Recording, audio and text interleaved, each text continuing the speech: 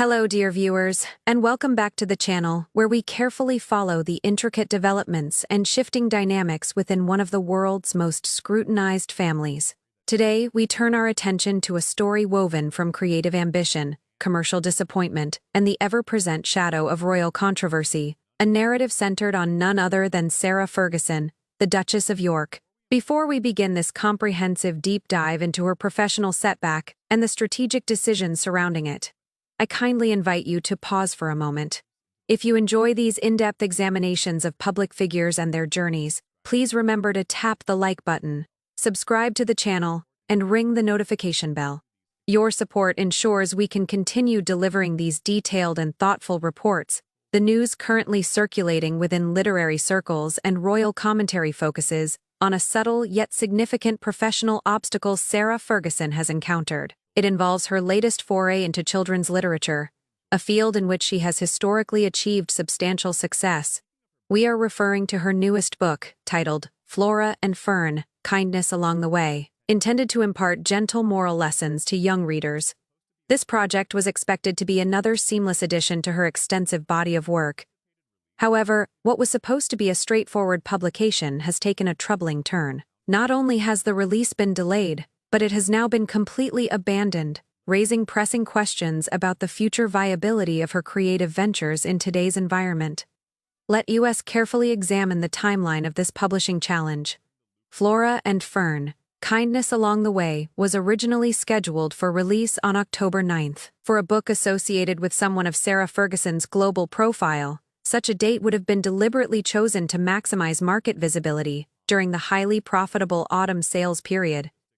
Yet early signs of trouble emerged when the original date was quietly pushed back. Amazon, the massive online retailer, updated its listing and shifted the release to November 20th.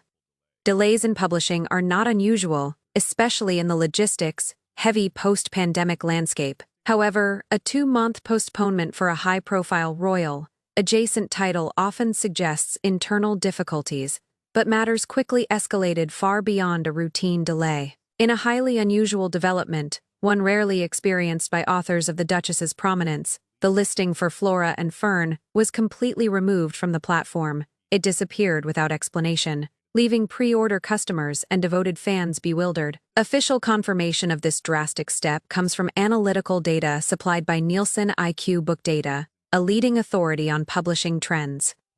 According to information reported by GB News, the publisher has officially categorized the book as withdrawn from sale. In the publishing world, this term carries significant weight. It does not indicate an indefinite delay, it signifies that the product is being deliberately pulled from the market. Reasons may include creative disagreements, unforeseen editorial complications, or a strategic response to external pressures. To grasp the magnitude of this setback, one must understand Sarah Ferguson's literary background. She is far from an inexperienced writer, she is a seasoned creative force. Flora and Fern was intended to become the latest entry in her long-running and generally successful series of children's books.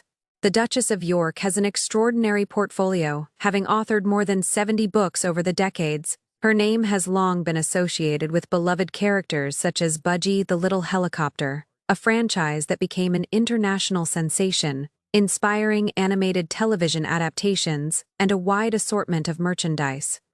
She also created the well-loved Little Red series for younger readers. In addition, she successfully entered the world of adult fiction with her historical romance novel Her Heart for a Compass, which secured a respectable position on multiple bestseller lists. For a writer of her established stature, with a proven ability to succeed across different literary categories, the formal withdrawal of a previously announced book is far more than a minor inconvenience. It represents a substantial professional setback and may indicate a shift in the public's appetite for her creative brand, or perhaps a broader reflection of the heightened scrutiny currently facing the entire York family. The theme of Flora and Fern, Kindness Along the Way, adds a particularly poignant dimension to this reversal.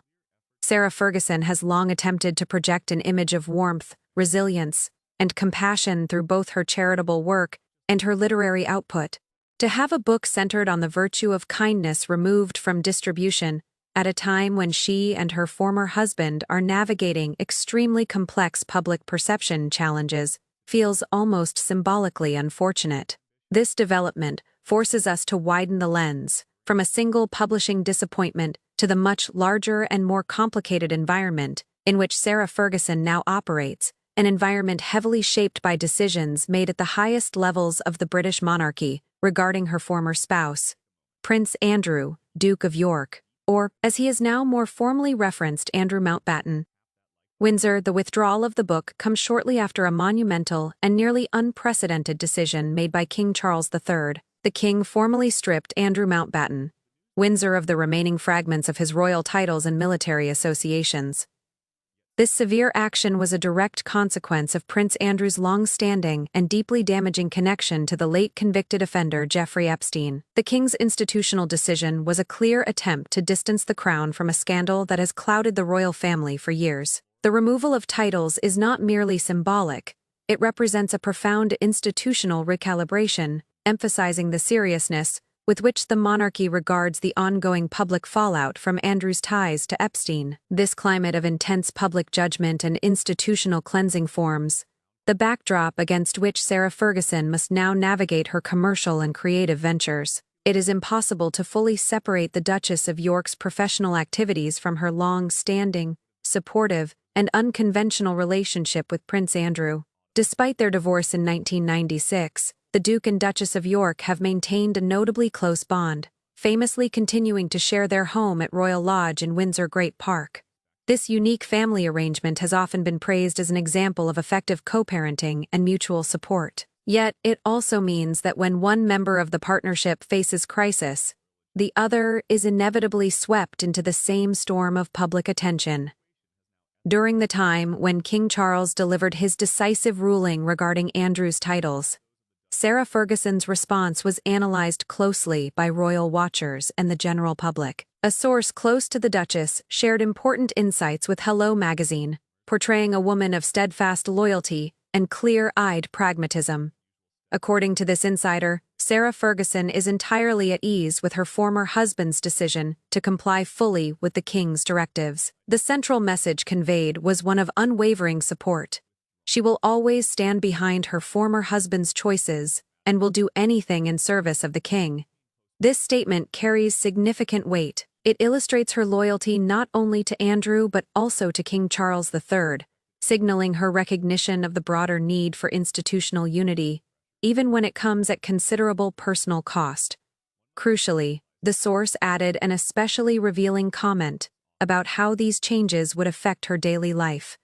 For her, this will not make a big difference. Why would the loss of her former husband's remaining titles, symbols historically intertwined with her own public identity, and with that of her daughters, not significantly impact her?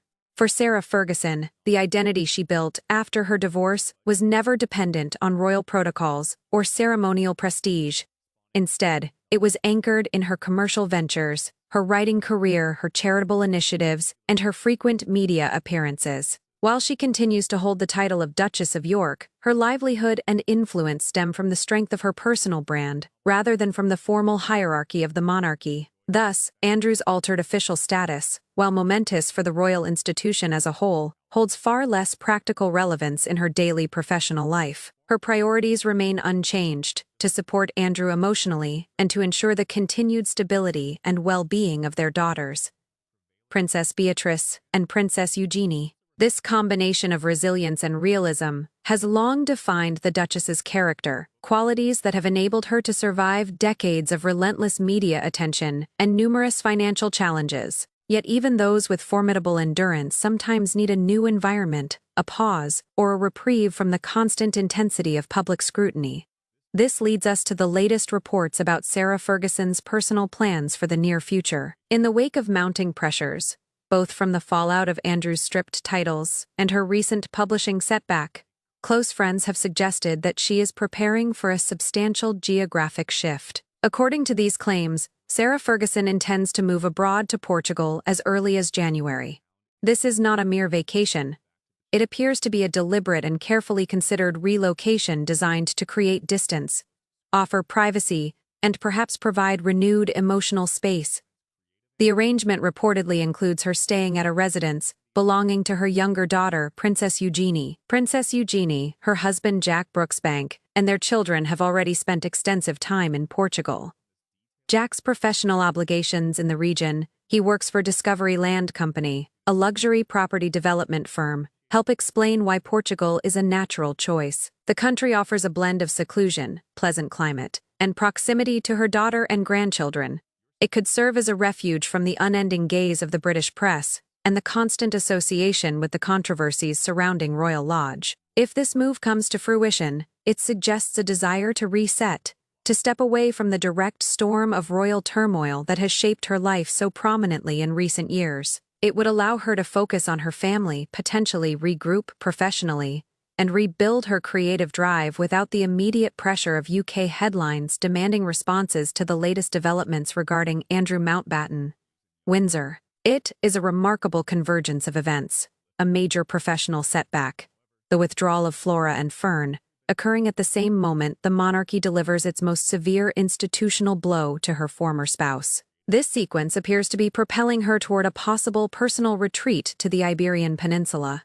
That Sarah Ferguson has stood by Andrew throughout his darkest moments, while simultaneously attempting to sustain her own independent career, speaks volumes about her determination. But the marketplace, as demonstrated by the sudden withdrawal of her book, can be unforgiving, especially when an author's public narrative is eclipsed by scandal of this magnitude. Publishers and booksellers remain inherently cautious about projects that may attract negative press or alienate potential buyers.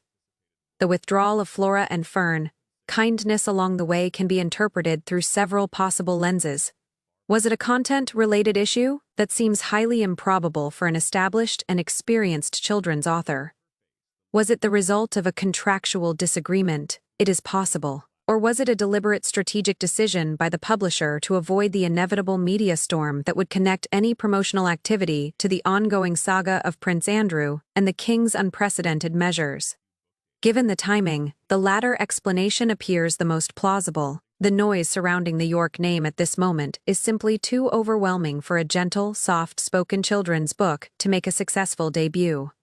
As Sarah Ferguson looks toward January and the potential beginning of a new chapter in Portugal, we are left to contemplate the immense pressures she continues to balance. She is a mother, an author of more than 70 books, a dedicated charity advocate, and a loyal former wife, who remains determined to stand by her family even as the walls of royal approval seem to tighten around them. The trajectory of Flora and Fern, from a highly anticipated release to a complete and official withdrawal, serves as a stark reminder that in the intertwined worlds of celebrity and royalty, professional success is often inseparable from public perception. For the Duchess of York, maintaining a thriving commercial brand now requires navigating waters far rougher and more unpredictable than ever before.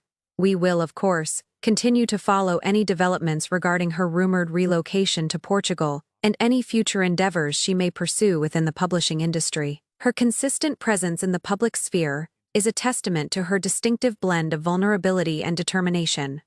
What are your thoughts on this multifaceted situation? Do you believe the withdrawal of the book was directly tied to the ongoing scrutiny surrounding Prince Andrew? Or do you think other commercial considerations influenced the decision? And how significant do you believe a move to Portugal might be for the Duchess of York's long-term stability? Please share your insights and perspectives in the comment section below. Thank you once again for joining us for this detailed analysis. Don't forget to like the video, subscribe for more comprehensive royal and celebrity coverage, and join us next time as we explore the newest headlines. Until then, take care.